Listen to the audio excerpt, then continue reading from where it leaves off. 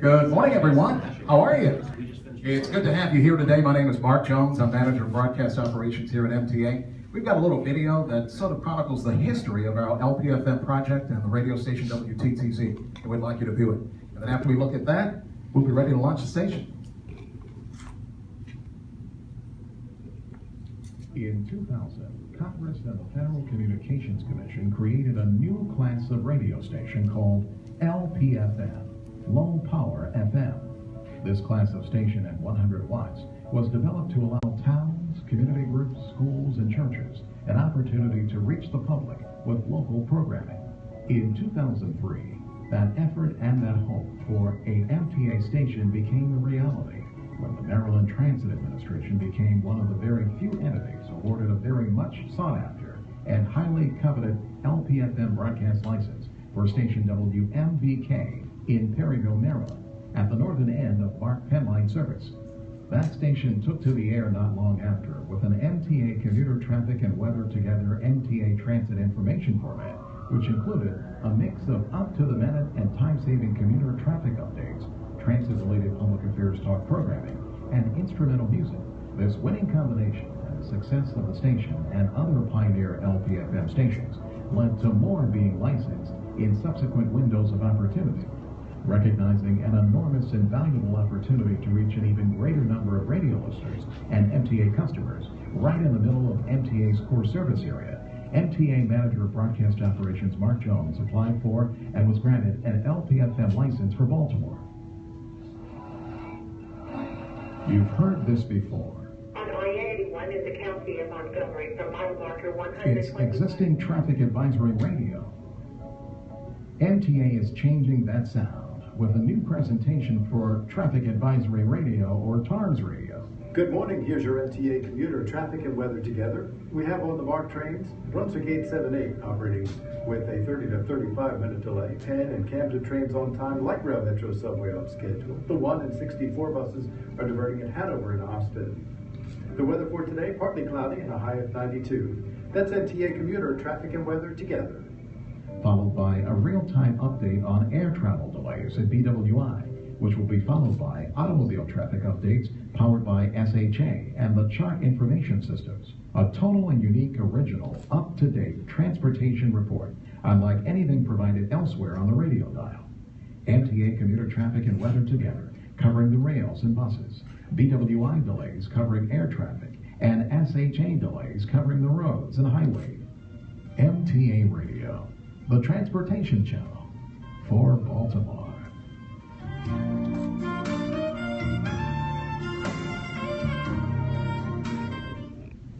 All right, so now you know a little bit about the history of it. In 2000. In 2000, that's right. So we're ready to start the launch of the station finally. I've been waiting for this day for a very long time, so I'm pumped up and excited. So let's start that in 10 seconds. Ready, guys? 10, 9, 8, 7, 6, 5, 4, 3, 2, 1.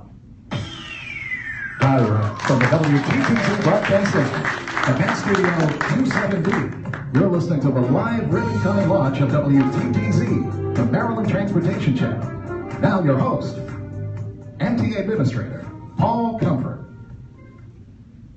All right, what, no applause? Mark, thank you very much. It's exciting to be here today. This is the launch of WTTZ 93.5 FM, MTA's and Maryland's transportation channel, where we are the station that moves you. Very excited today to be able to cut the ribbon on really Mark Jones' brainchild. This has been his project that he's carried here at the MTA, as you know, for the last decade, I think, and it's finally coming to culmination today, and I'm honored and blessed to be part of it today. He's done all the work. I'm just here as the administrator to kind of announce it. Of course, I've got a background in radio, so I've been very supportive and encouraging of it as well. So a couple pieces of information about it. You saw some of the details in the history, but a little bit more detail. So the studio of this radio station is right here in this building, down in the Media Relations office, where these guys have been giving traffic reports to about 20 stations for many years, giving them updates on what's happening with transit services for the MTA. But now Mark was able to find a location up on TV Hill to put our antenna way up high. So now we've got great coverage over our whole core service area. Normally a low power FM station might only cover a few miles. We've got miles and miles of coverage all over Baltimore County, all of Baltimore City, northern Anne Arundel County, Howard, Hartford, in our whole core service area. So it's great. We're the only station in the marketplace providing regular rush hour transit reports. We can give details about what's happening with our transit routes, highway traffic conditions. We also have that. And we're also the only station giving BWI airport updates on any delays on flights. And so we're providing this kind of first in the marketplace format. Uniquely positions us as the only radio station to give a complete picture about what's happening on the rails, on the roads, and in the air. Very exciting. So in the morning, we're doing traffic reports on the station from 5 a.m. to 9 a.m. and then in the afternoons from 2 p.m. to 6 p.m. In addition to MTA, Maryland Aviation Administration, and state highway updates and delay reports, we're also going to be providing information from the Maryland Port Administration and from the Motor Vehicle Administration. So all the modes from the Maryland Department of Transportation, we can get information out to the public in Central Maryland about what's happening. And when we're not providing traffic and transit reports, we've got a great station format that Mark's arranged for us that has great music, instrumental format with jazz and some vocals. It's very nice, easy listening. I listen to it all the time. I encourage you to tune to it. Again, 93.5 FM. And we're broadcasting in conjunction with our other radio station, WMVK 107.3 FM in Perryville, Maryland. So together, those two stations, when they're simulcasting, again, we've got great service area coverage. From Hartford County all the way down to Anne Arundel. I heard one of the reporters here told me he was getting good coverage in Howard County when he was out listening to it. So we've got great service coverage of our radio station. And in the very near future, you're going to be able to tune in to WTTZ streamed online via what they call the TuneIn radio app, where they have a lot of radio stations on there. You can get it on your radio or on your phone, and you can listen to it anywhere. And also we'll be having it streaming on our MTA website. And I've got even more plans for the future for the station to basically vertically integrate it into our services, into our buses, into our rail stations, etc. So we'll have a vertically integrated radio station with a built-in market of hundreds of thousands of people every day that use our service. We're also breaking ground today by having video live stream of this event on both Facebook and Twitter. And so once again, all these together combined show that here at the MTA, we're committed to being an industry leader, finding new ways to provide world-class customer service by giving up-to-date information to all of our customers, whether it's over the airwaves, social media, and a lot of other phases that we're going to phase in over the time to come. So that's a little bit of background on the radio station that we're about to cut the ribbon on today. Now I'll turn it back to Mark Jones, the brainchild of this operation. Thank you, Mr. Comfort. Thank you, everyone. This is Baltimore's first radio station, not a translator or repeater, but the first licensed radio station in about 30 years. The first radio station in Baltimore is WKCAM. That was licensed in about 1921. It went on the air in March of 1922. We had hoped to have today a family member of the person who signed that station on, but he's 88 years old, and he fell ill, so he's not able to be here. Mr. Calvin Zamaski Jr., the son of the founder of the first station. The idea for Baltimore's MTA radio began years ago when we lost a transit team affiliate station in Cecil County. It was WSER in 2000. It just happened to be at a time that the government was accepting applications for LPFM stations, and the application window at that time was in 2000. We tried to get a frequency in Baltimore at that time, but the rules that existed did not allow stations in the larger cities like Baltimore. Only the smaller towns like Perryville and other small places. Lots of organizations wanted these frequencies. Quite a few. The competition was stiff, in fact, for the frequencies. But we found one, a frequency in Perryville, and it just happened to be where our MARC train service begins, on the northern end of service. We applied and went through the long process and were later blessed with a license for WMVK at that time, our first station. It took to the air in 2003 with transit reports, transit talk, and music, instrumental music. I always knew one day that the FCC, the government, would allow these eventually in the larger cities. Lots of people thought it wouldn't happen because there was opposition from the NAB and the National Association of Broadcasters. They didn't want these. I guess they thought the little 100-watt stations would compete with them in some sort of way. So Originally, they thought that it would cause interference issues, and it was proven that there would be no interference issues with these. So more and more were licensed in the smaller areas and some in larger areas. Now, with the success of the Perryville station and lots of stations like it, Congress finally allowed low-power stations in the larger cities like Baltimore, where we could reach our largest customer base here in town. In 2014, I found one of the best filing engineers, a gentleman by the name of Bill Getz of Jones Engineering, and he found a hidden frequency very few people knew about, which is 93.5. Later that year, we were awarded a construction permit to build the station. It wasn't an easy task at all. We're talking about a larger market here, not Perryville. So we had to make the sound great. I wanted it to sound professional, and not that the other one did, but this one to sound even better. The filing engineer asked me, where do you want to put the antenna? So originally I thought, gee, this building itself is a tower. I mean, it's 30 stories high. Why not put it there? So I was hyped up. I'm thinking, gee, finally we'll have an antenna on top of this building. But he said, nope, that can't happen. The rules won't allow it there. So then I thought about the Washington Boulevard bus yard where we have a tower. But it's a little too short. It doesn't have the height to give us the coverage area that I was looking for.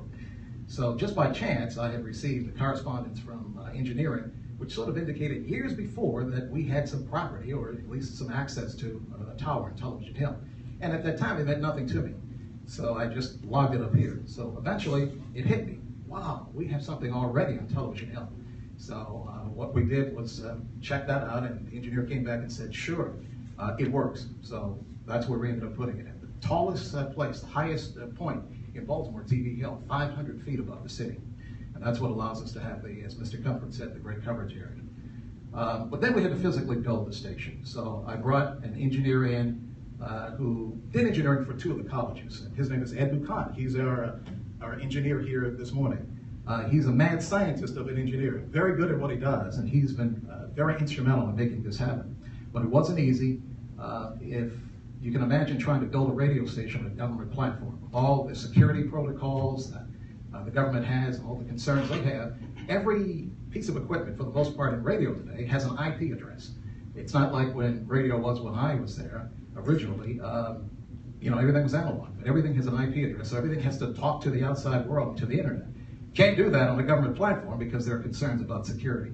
So we had lots of long days and nights trying to figure out various things, and our great IT department helped us, and Ed Buchan and some of the others made this possible and got our equipment to be able to talk through the firewalls and security concerns. If anybody ever says to you, I think I want to build a radio station on a government platform, run from them, because it's a crazy idea. I wouldn't do it again.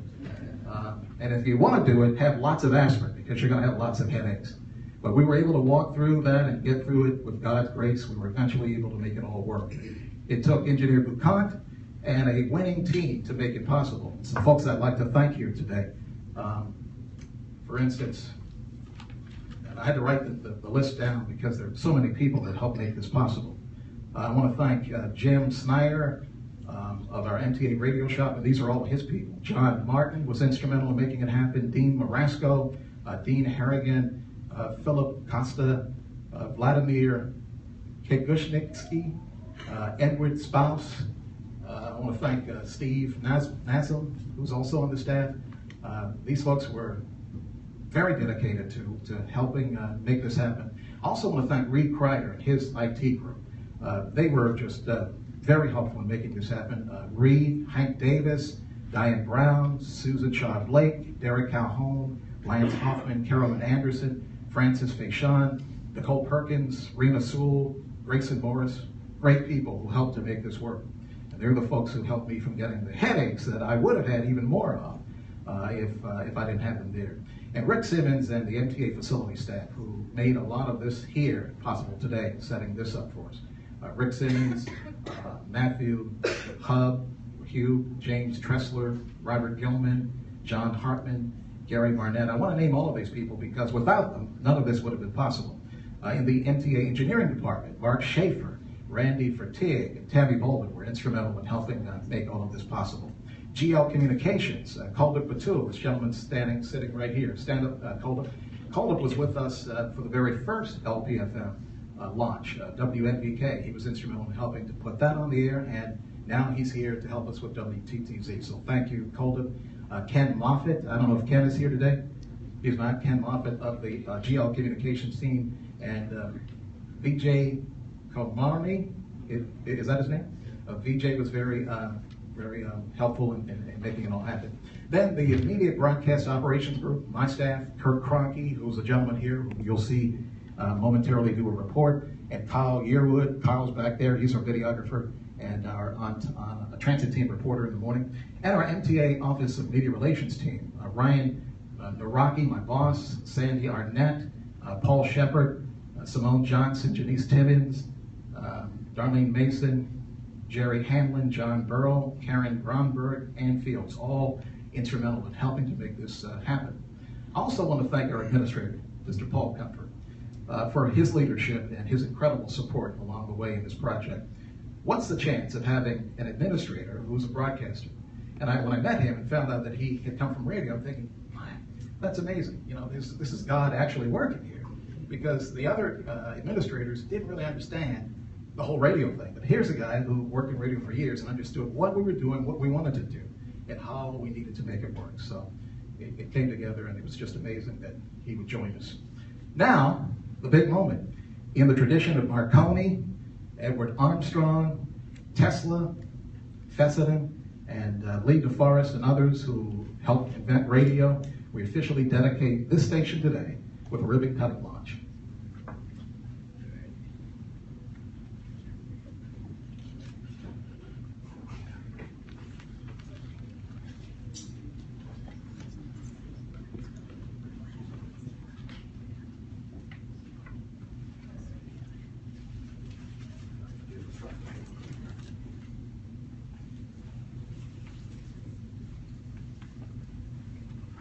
All righty, you all ready to count down to the ribbon cutting, and then we're going to push this button and actually start live broadcasting from right here in this room. They got it wired up so we can do live broadcasting. So they told me to go down. So here we go. 5, 4, 3, 2, 1, and we go.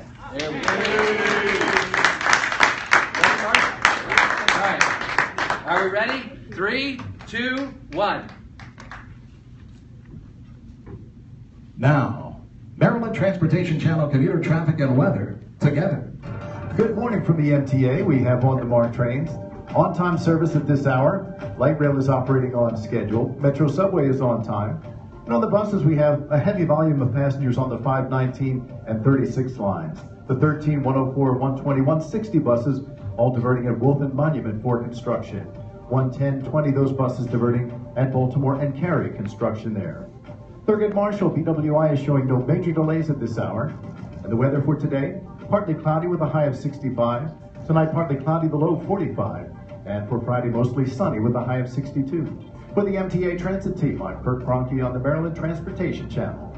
From the buses, trains, and planes to the cars, this traffic update made possible by Total Traffic and Weather Network and powered by SHA and MDTA.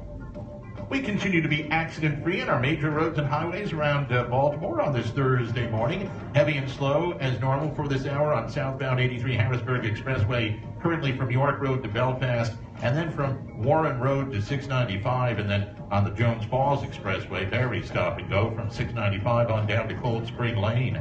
Southbound 895, incident-free, but from O'Donnell Street to Holabird Avenue, you're slowing right now. Outer loop of 695, stop and go from 795 to Baltimore National Pike. We have a crash on Old Court Road at Woodhome Avenue in Pikesville, and we've got an accident yet to clear in Glen Burnie from Maryland 177 Mountain Road at Maryland 2 Ritchie Highway. I'm Chris Barnes. That's your traffic up to the minute. WTTZ LP Baltimore, WMVK LP Perryville, and MTA Transit Team Network station.